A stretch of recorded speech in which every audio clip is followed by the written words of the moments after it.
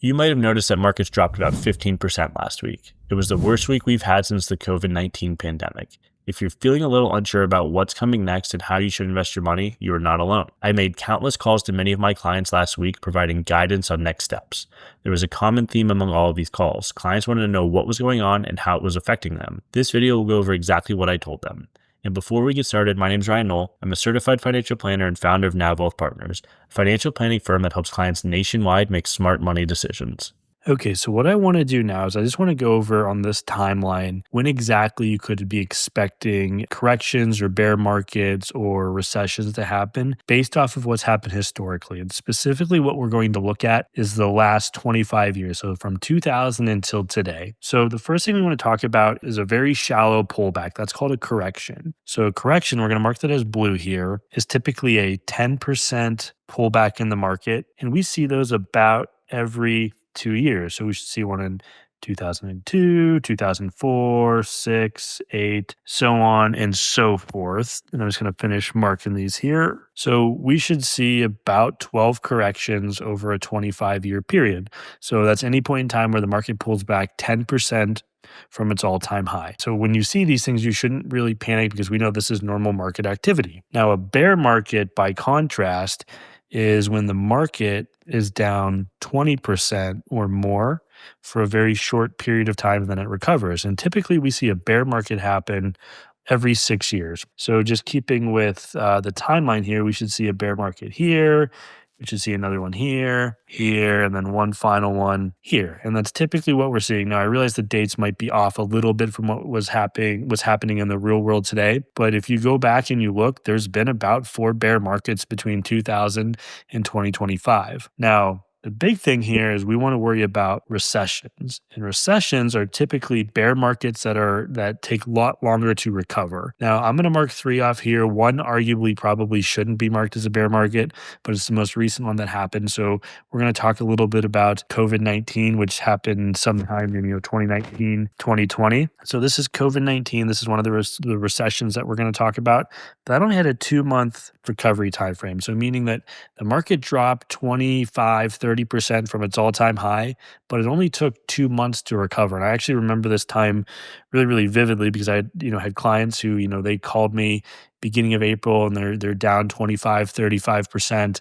And they're wondering what's going on, how it's going to impact them. And then, we're having, dinner or lunch or a meeting beginning of July, and they had basically recovered everything that they had lost and then some at that point. So it was a very, very quick recovery over the COVID-19 pandemic. Something that happened back in, 2007, 2008, 2009, Great Financial Crisis. That's at this time frame right here. I'm going to mark this off as the Great Financial Crisis. And this was actually probably in the past 25 years, this is the worst recession that we had. This was an 18-month recovery from when the market went down. It was down about 40% from its all-time highs to its lowest point. And it took us about 18 months to get back to even. So this happened from 2007 through 2009. So about halfway through 2007, a little towards the end of 2007, the Great Financial Crisis for the housing market collapsed. We really didn't break back even until early 2009, mid 2009. The beginning of this century, we had a big crash. That would be the dot-com crash in 2001. And again, this was a relatively, this was a steep pullback in the market, roughly 30 to 40%. But again, relatively quick recovery, about an 8-month recovery. So you'll see markets pull back very frequently. The severity of the markets, the more severe that the market pulls back, the more infrequently it happens. So you'll see we've had 3 noted recessions here. We've had 6 noted bear markets. And then we've had about a dozen noted corrections over the last 25 years. So what we've seen in the past week or so is we've actually seen some of the indices hit a bear market. Specifically, the NASDAQ has hit a bear market. The S&P 500, while it never closed in a bear market, it did flirt with bear market territory. That was just a really bad correction. So we'll see how long it takes to push back to even. But you'll see that, what's happening in the market isn't necessarily anything that we shouldn't expect. And if we're going to invest in stocks, we should expect some volatility. Hopefully this chart here, this time frame that we've drawn out here, gives you some perspective as to the severity of the pullbacks that you'll see over a long period of time. But the big thing here is if you would have put money in 2000 and just let it sit there for 25 years, you would have a lot more money today, even with all of these negative events happening over that time period.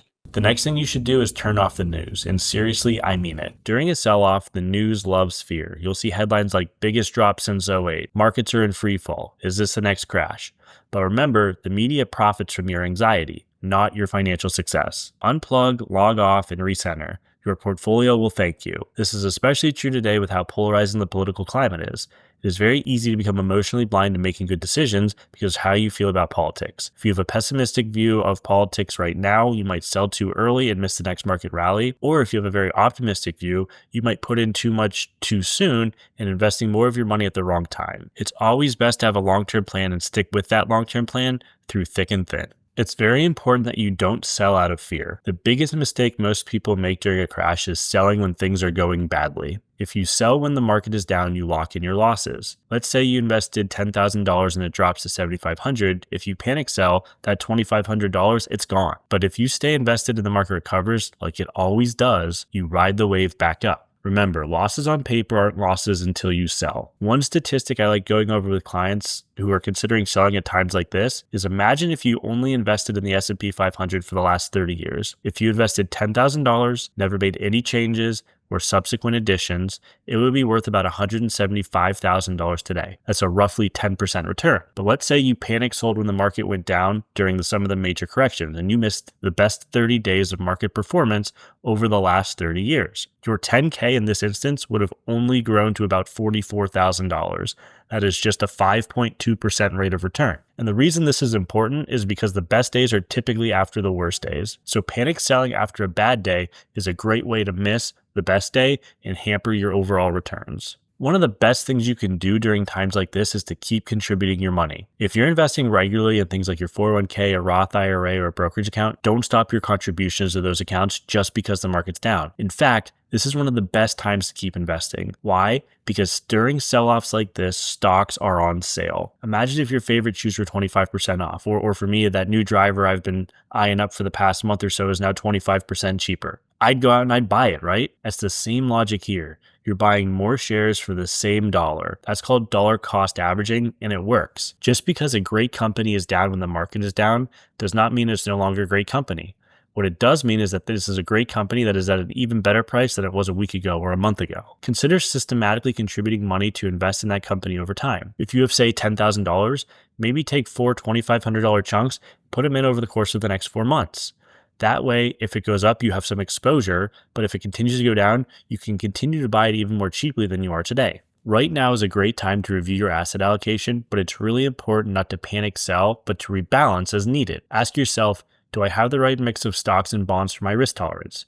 Am I diversified enough? If I'm 100% in tech or meme stocks, should I spread that risk out? Rebalancing lets you buy low and sell high automatically. You also have the opportunity to harvest some losses and raise your basis in securities that have substantial gains. Maybe you bought a stock that has performed poorly and you no longer feel as optimistic about it. Now is a great time to sell it, collect that loss, and then use that loss to offset a gain in a security that has done well, but you think might be close to capping out from a performance standpoint. You can also use that money from the loss position to add other investments to your portfolio. This creates more diversification, which will help insulate you against future market pullbacks. It's really important to focus on what you can control. You can't control the market, but you can control things like your savings rate, your investment plan, your emotions, and how you react to volatile markets. Investing is about staying cool when things feel chaotic.